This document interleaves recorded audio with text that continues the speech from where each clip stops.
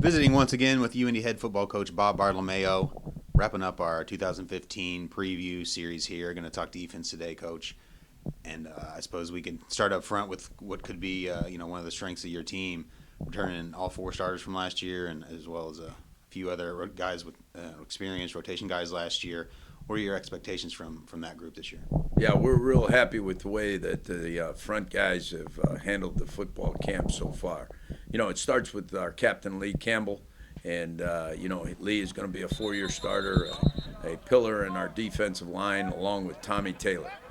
Both those guys are as good as they get in Division II, in terms of being D linemen.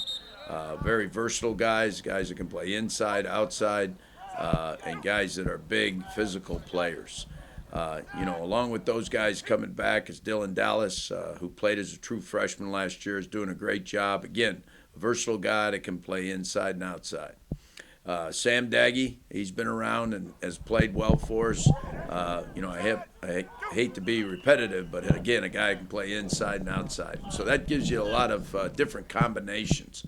We got a couple of rookies that are coming on pretty strong here and doing a good job, and along with Ryan Elder. Ryan's doing a good job. He's going to take his senior year this year, and he's had a good camp and performing like a senior should. So we're going to have probably a 7-8 man rotation up front, which you need in college football these days and all of football, with the down guys in terms of keeping them fresh and being able to do what we're asking them to do, play physical, take care of their gap, and then get after the quarterback on pass. All right, then moving back to the linebackers, I think any conversation there would start with Rob Dury, all-region performer, was a real horse for you as a sophomore last year. Yeah, we're, Rob's as you say, a workhorse for us. He's a stalwart guy. He knows the defense in and out, sets the front, does everything for us defensively, and, a true greyhound. The guy has been here, every year since his freshman year coming into it, and he does a great job of being a leader out there, and he does a great job with both the pass and the run, as well as getting our defense aligned. Next to him, we moved Derek Bryant. Derek Bryant's back at inside linebacker. We tried him some at the spring outside, but we're moving him back inside. So those two guys, and Derek is playing the best football he's played. We moved him to the Mike linebacker, and he's probably one of our fastest guys on the team for 20 yards. So you'll notice Derek out there. A guy that's, one of those players that if he does something wrong can really recover, and because of his speed and quickness. And he's not afraid. So we're real happy with the two inside guys. Outside, we got Jamie Plack taking over the Sam position, and Jamie's had a great camp, and we're fired up about that. He's played the position now for 2 years, and he's been a backup, but again, in all the special teams, but now it's his time to step up. So we're real happy with the three linebackers. We're working on depth for the linebackers. We're a little thin in depth, but we got a couple of freshmen. We got a couple of move guys behind these guys, and we'll be fine. But that's the linebackers group. All right, well, moving back to the defensive backs, your position that, those are your guys. That was a position that was really hard hit by graduation, losing some big-time all-conference guys like Strickland and Orris and Smith. What's the defensive backfield shaping up like this fall? Well, we're real fired up. Again, as I said in the, earlier on in the summer, we got good players that just haven't played and haven't played a lot. But it starts with Josh Bass, our senior corner. He's had a good camp. He's a track guy in the spring, so he's got to flip the mode in terms of getting back into football mode come August, and he's done that. And he's come back in shape, and he's done a great job at the corner.